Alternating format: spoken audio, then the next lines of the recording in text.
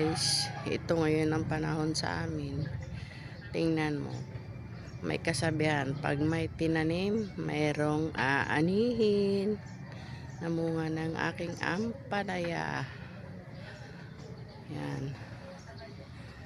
Sipag namumulaklak. At ito ang aking little garden. Yan. Malapit na magsipag harvest. Ito, meron na siyang bunga. Ang aking mga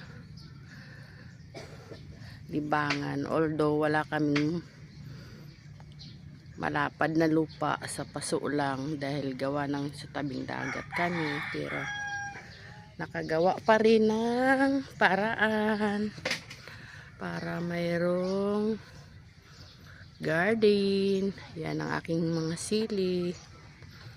Namumulaklak na, may sibuyas.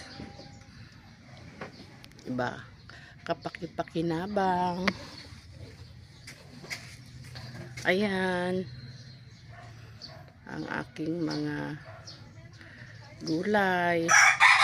At meron pa akong sigarilyas. Ayan na. Diba? Although hindi malaki ang lupa, pero nagawa ng paraan para magkaroon ng garden. Yan po. At ayan na po ngayon ang panahon, ngayong umaga. Walang hangin, kalma. Pero mamaya, sana nga lang hindi na malakas. Maganda na ang panahon para makalaot na yung aking mga suki. Thank you and God bless.